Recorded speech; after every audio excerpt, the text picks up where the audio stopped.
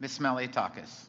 Well, thank you, Mr. Chairman, and thank you all for being here today. I think we're, as members, are very excited about this opportunity to build on the success of Tax Cut and Jobs Act. The TCJA, it created millions of jobs, it lifted middle-class wages, it brought unemployment down to record lows for African Americans, for Hispanics, did great things for women entrepreneurs, and we're really looking forward to seeing not only extended and made permanent, but also adding some additional provisions to make it stronger. One of the things that we saw for those that I represent that was beneficial was the doubling of the standard tax credit, the doubling of the child tax credit, the lowering of the personal income tax, and the elimination of the alternative minimum tax. And so I wanted to talk to Ms. Gallagher because you and I agree that the alternative minimum tax cannot come back.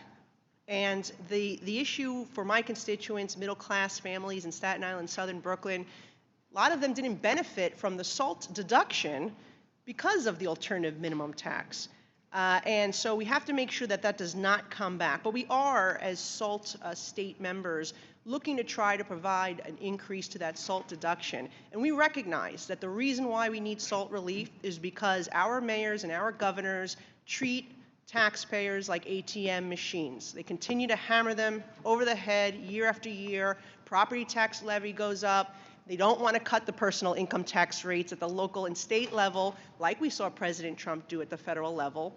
So we recognize that it really is a problem created by our local and state governments, but nonetheless, we met with President Trump. We had a successful meeting. He does want to help, as does the chairman, has been willing to help provide relief from the federal level to help those middle-class families. So I guess my question for you, first and foremost, is the alternative minimum tax should not come back, right? And if so, what kind of impact would that be on middle-class families?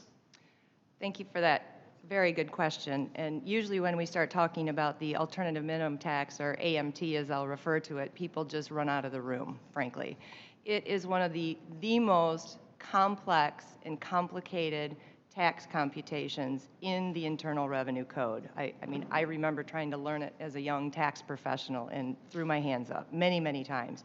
So I was thrilled to see the AMT exemptions increase considerably so that so many of my clients were no longer subject to it. And it targeted the middle class, really. That's who got hammered by it, right? It definitely targeted and hammered middle class, no doubt about it. And you said that in your testimony that if it does return, it would affect 7.2 million taxpayers starting in 2026, and that would be predominantly the middle class. Yes. And the SALT deduction, can you explain how constituents may have not benefited from SALT because of the AMT?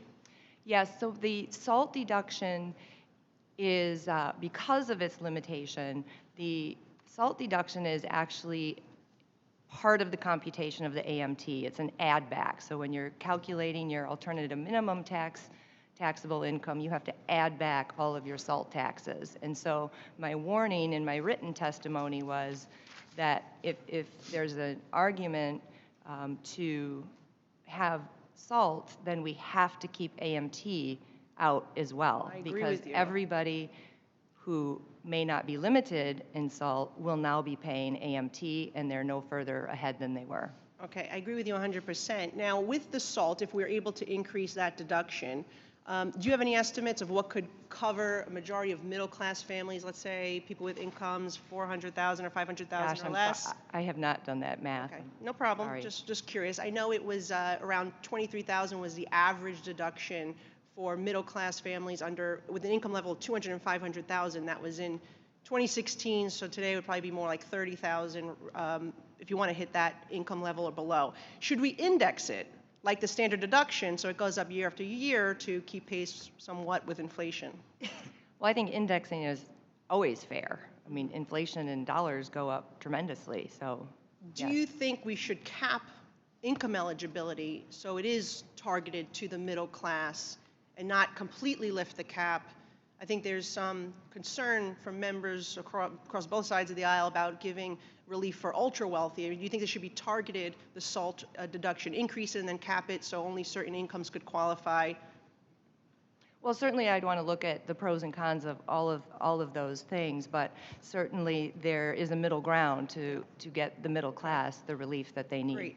If we wanted to also limit it for properties, would it make sense to limit the real estate portion or the property tax portion to just your primary residence? Would that be something that could be a possible solution to kind of limit it? It certainly could. Not, I mean, many, a lot of folks don't have more than one property, not just the middle class, so. Thank you. All this salt got me thirsty, Mr. Chairman, and I've run out of time, so thank you very much, and I yield back. All right.